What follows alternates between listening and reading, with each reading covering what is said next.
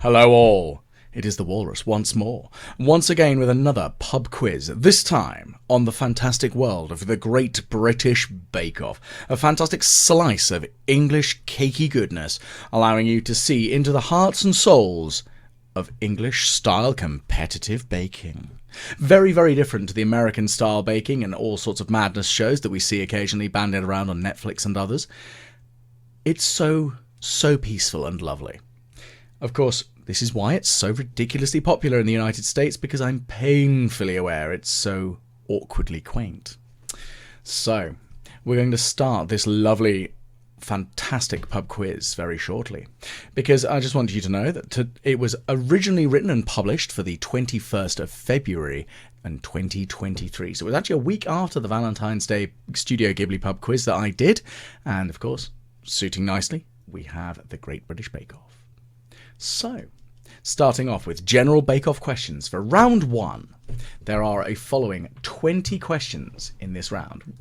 Well, strictly speaking, 18 questions, but a couple of them have multiple answers, so it's worth 20 points in total. Number 1. How many bakers enter the tent during the first episode of each season? Question number 2. What year did the first Great British Bake Off begin? Number 3. Which season was the Star Baker Award introduced? Number 4. What baked goods I made to test the oven every time the show airs to make sure that it is working properly before any filming can commence? Number 5. There's a strong stereotype of Americans being a teensy bit litigious, and Bake Off wasn't safe from it. Which American company threw its toys out of the pram about the name of the show? Number 6. On average, to the closest 100, how many applicants does the Great British Bake Off get each year to appear on the show? Question number 7. Whilst it is easy for the judges, the contestants are given a chance to change clothes after filming stops. True or false? Question 8. As part of the interview process to get onto the show, contestants are given an interview with a psychologist to ensure that they are able to handle filming for up to 16 hours a day. True or false? Question number 9. The ever-illustrious and fantastic Paul Hollywood gives his fantastic handshake as a rare giveaway prize. It is inconsiderably rarer than the Star Baker Award. Now, it's been given to a number of bakers in the tent, but how many times has Paul Hollywood given such an accolade, the handshake, on the show? Number 10. Who had a Twitter slip-up and accidentally revealed the name of the winner of Season 8 before the show had actually aired? Number 11. Who was the oldest winner of the Great British Bake Off, and how old were they? Number 12. And conversely, who was the youngest winner of the Great British Bake Off, and how old were they? Number 13. Which contestant had a particularly rough time on the show and slammed Paul Hollywood on Twitter after much speculation that she fancied him? Number 14. Which baker passed away in 2020 and had a series finale dedicated to them? Number 15. Mel Gedroych has confessed that money was a key driving factor in her appearing on the show. What item or possession did she mention having come in close to selling due to financial concerns before the show had aired? Number 16. Which contestant is a self-confessed great superfan of the show and had watched the show religiously before winning the season they starred in? Number 17. What would Mel and Sue reportedly do to prevent any drama in the tent from being aired, much to the chagrin of the producers, who wanted a very much more American affair for the reality show. And number 18. A squirrel became a rather unusual star in season 2. Why was this? Now, moving on, we are onto our Star Bakers round, which will have 10 whole questions in. So, question number 1. Which baker won the most Star Baker awards in their season? Question 2. 3 bakers achieved a run of 3 Star Baker awards. Who were they? So 1 point for each baker. Question 3. What could said to be quite unusual about these 3? And number 4. How many times did Season 6 winner Nadia Hussain win Star Baker? Number 5. The earliest exit from the competition of somebody who had been named Star Baker, Mary Campbell in Season 6, was named Star Baker in Week 1 and was eliminated in Week 2. True or false? Number 6. Which 2 bakers were named as Star Bakers in the same week? A first and only occurrence in the show. Number 7. Which baker received the accolade of Star Baker the most times without actually ending up in the final? Number 8. Which season had the fewest people named as Star Baker? Question number 9.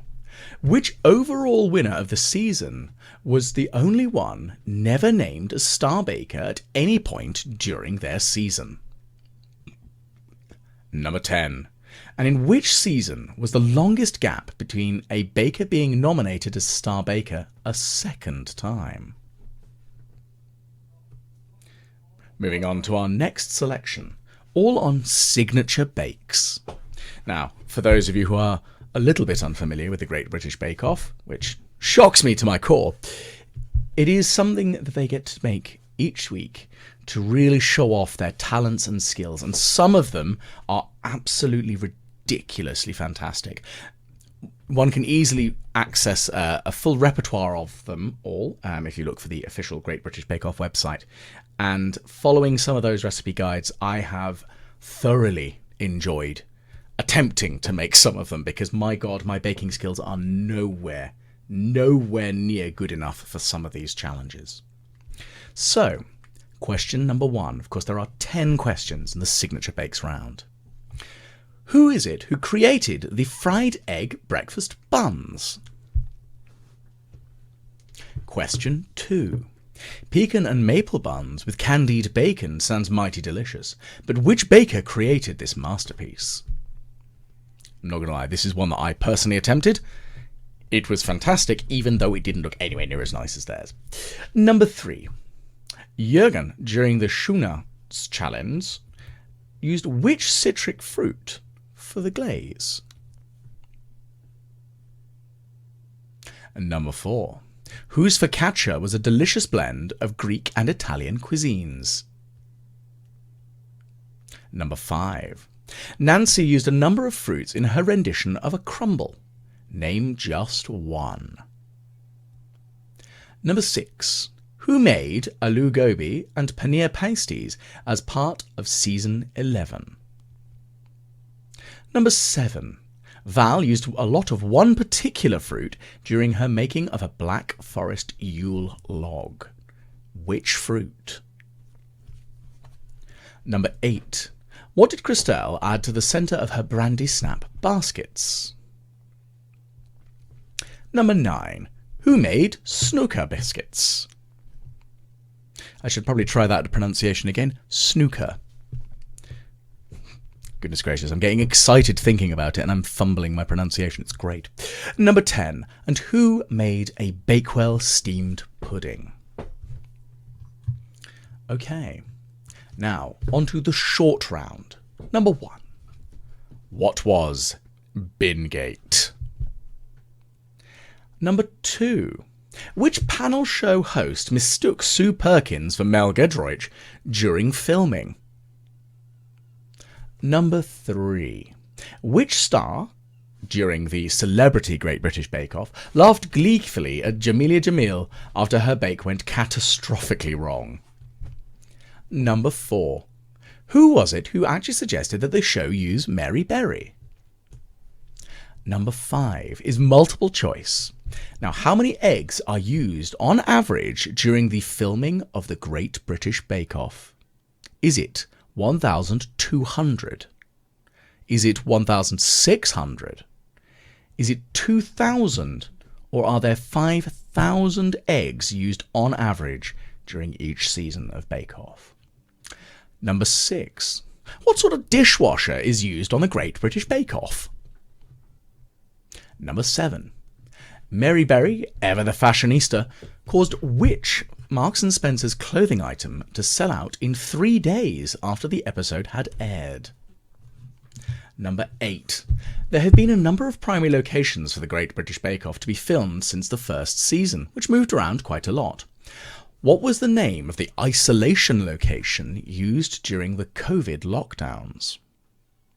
Number 9. In which year did Great British Bake Off move from BBC 2 to its primetime BBC 1 slot? And number 10. Which of the 13 seasons had the most UK viewers? Now, that does essentially finish up the purely Great British Bake Off questions. But of course, because it came up on the 21st of February, which is conveniently enough Pancake Day for us here in the United Kingdom, so I did another 20 questions purely on Pancake Day. So number 1, what is the Christian name for Pancake Day? Number 2, how big, as in how wide, was the largest pancake ever made? And number 3, and which city was it made in? Number 4 is multiple choice, and how high was the highest pancake flip? Was it 3 meters 29 centimeters?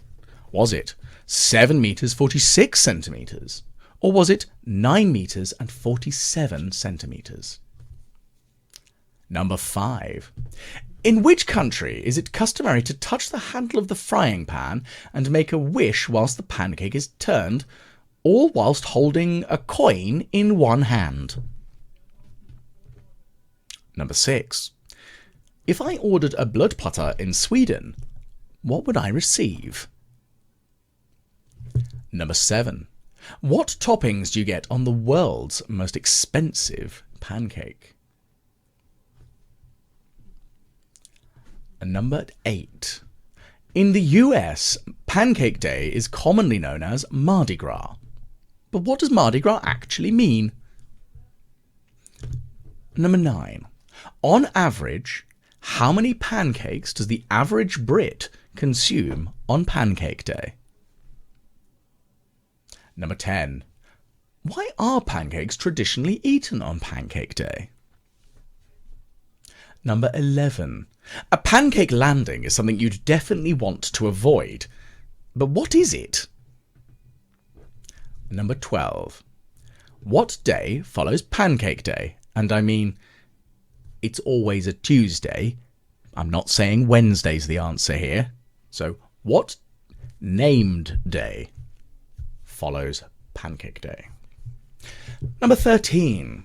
If you were to eat more than 113 pancakes in 8 minutes today, you would end up in the 2024 Guinness Book of World Records. True or false? Number 14. A latke is a traditional Hebrew pancake. But what is the main ingredient of one? Number 15 is once again a multiple choice. The town of Olney hosts the longest running pancake race.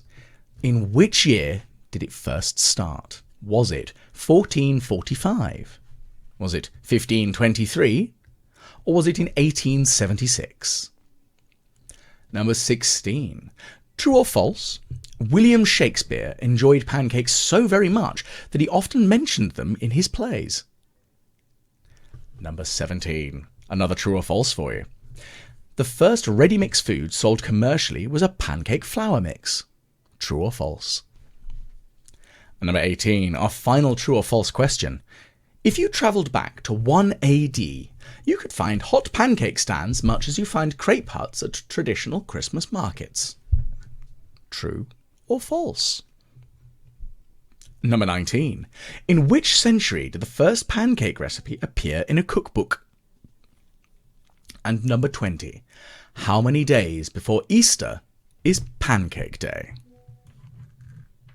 So, thus ends the quiz. That is all the questions that are ready to come through. Now, of course, just like last week with our Studio Ghibli round, there is a picture round, as well as an Anagrams round, which you should find in links below the video itself, because this time I've actually figured out how to do that.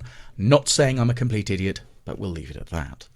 So, starting off with the bake-off questions, the general bake-off. Question 1. How many bakers enter the tent in the first episode of each season? There are 12. Number 2. The Great British Bake Off started airing in 2010. Number 3. The Star Baker was introduced in Season 2. Number 4. A classic Victoria sponge is baked in every oven before each episode to make sure that it is working properly. Goodness, they get so much cake. Number 5. Well, the American company that had a little bit of a hissy fit is Pillsbury. They'd apparently trademarked the term bake-off in 1949, so in America, the show is called The Great British Baking Show, which doesn't quite have the same ring to it. Number 6. On average, 12,000 people apply to be on the Great British Bake Off each year. Number 7 is unfortunately false. Bakers, presenters and judges have to wear the same clothes for the full weekend of filming. So one can imagine you're going to get a bit sweaty, especially in a kitchen environment. Number 8. As part of the interview process, it is true that they do meet with a psychologist to make sure that they can handle it, because these are general public. These aren't like your stars who run kitchens, and it's no Gordon Ramsay, unless, well, he could end up on it. That'd be interesting. Anyway, moving on. Number 9. The ever-illustrious Paul Hollywood handshake has only been given 44 times on the show. Now, I know that this one is a particularly difficult question, so if you've got it right, give yourself 3 marks, not just the 1. Number 10. It is Prue Leith who had this accidental slip-up of revealing the name of the winner of Season 8 before the show aired. Number 11. The oldest winner of Great British Bake Off is Nancy Birthwhistle, and she was 60 when she won. And number 12, it was Peter Sawkins, who it was 20 when he won the Great British Bake Off. Number 13. Ruby Tando had a particularly rough time. It was actually after this whole debacle, she actually came out as bisexual, which seems unfortunate because nobody wants to be pushed out of the closet. Number 14. It was Louis Troiano, who passed away in 2020 and had the series finale dedicated to him. Number 15. Mel Gedroych was so very close to selling her house. Number 16 is Peter Sawkins again, as he had been watching the show religiously as a child, an adolescent, and then winning at age 20. Phenomenal, really is. Number 17, Mel and Sue, genuinely absolutely fantastic people. Quality, because they don't want to see people crying their eyes out or getting too unnecessarily upset. So what they would do was swear very profusely around the tent, because of course nobody needs swearing in a baking show. Number 18, a squirrel became the rather unusual season of Season 2 because this camera was focused in on its very large nutsack in the gardens. Moving on to the Star Bakers round. Number 1, it was Richard Burr who won the most Star Baker awards in their season, where he won 5 of them, and was in Season 5.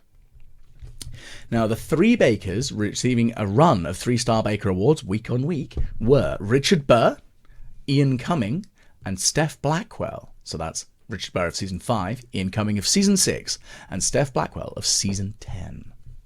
Number 3, Well, the unusual aspect of all three of them is that none of them won their respective season, even though they were star bakers so frequently.